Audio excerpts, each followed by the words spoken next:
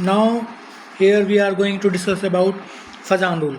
Fazan rule में क्या होता है?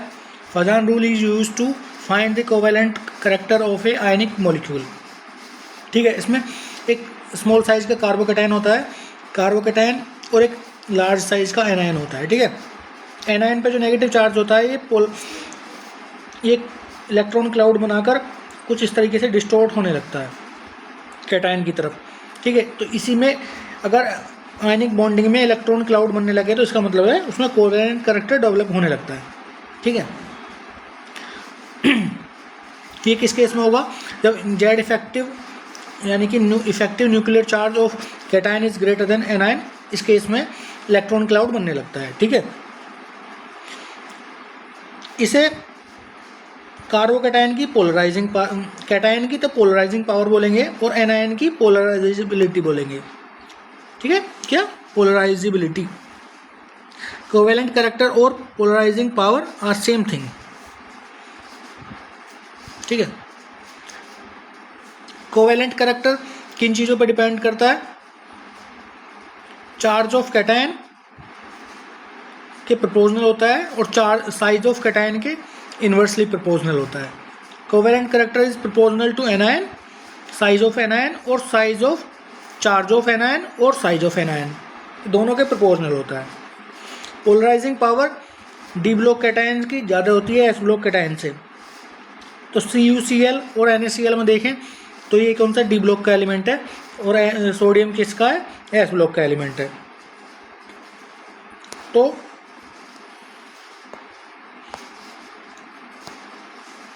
पोलराइजिंग पावर किसकी ज़्यादा होगी? CuCl की ज़्यादा होगी NaCl से।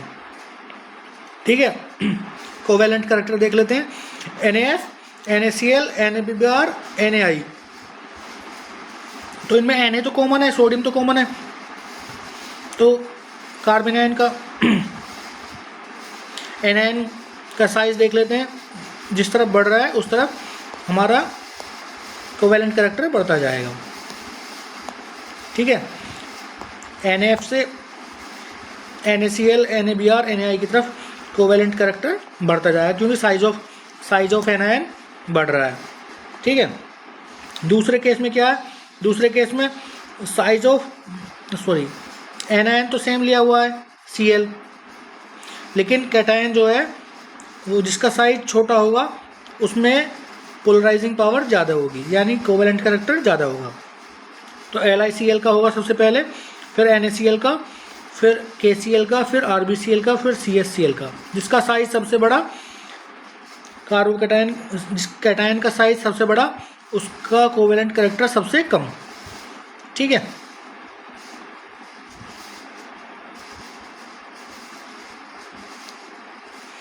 अब इसमें देख लेते हैं एक एग्जांपल, Mg3N2 और MgF2, Mg+2N-3, Mg+2NF-। ठीक है, तो यहाँ पे कैटायन तो सेम है Mg+2। ठीक है, एनायन पर चार्ज देख लेते हैं। एनायन पर चार्ज क्या है? जिस पर चार्ज ज़्यादा उसका कोवेलेंट कैरेक्टर ज़्यादा, जिसका चार्ज कम उसका कोवेलेंट कैरेक्टर कम। तो साइन आ जाएगा इस टाइप से। ठीक है, SnCl2 में देख लेते हैं और SnCl4 में। तो कैटायन Sn तो सेम है यहाँ पर। ठीक है, और एनायन भी सेम है, लेकिन यहाँ पर चार्ज देख लेते हैं। कैटायन पर चार्ज है +4 और Sn+4 है और Sn+2 आ रहा है। ठीक, तो इसमें क्या होगा?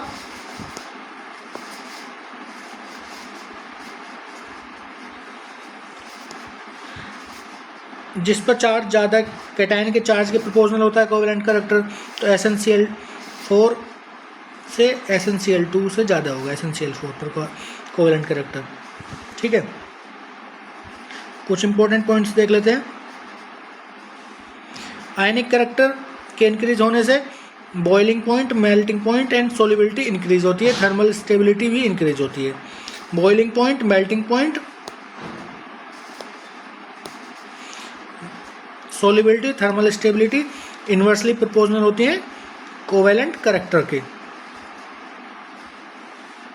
ठीक है, ionic character proportional to difference in electronegativity.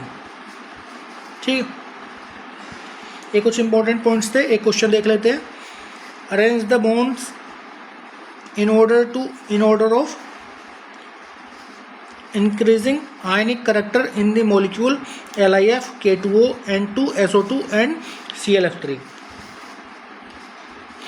ठीक है, तो इसमें क्या होगा, अब यहाँ पे देखा था हमने ionic character proportional to difference in electronegativity. ठीक है, तो इलेक्ट्रोनेगेटिविटी का डिफरेंस N2 में तो दोनों सेम है, तो सबसे कम इसी में होगा। LiF में सबसे ज़्यादा इलेक्ट्रोनेगेटिविटी डिफरेंस है, फिर K2O में है, फिर ClF3 में है, फिर SO2 में, फिर लास्ट में सबसे बिल्कुल जीरो इलेक्ट्रोनेगेटिविटी डिफरेंस N2 में आएगा। तो इस तरीके से आयनिक करेक्टर का ऑर्डर हम चेक कर सकते हैं।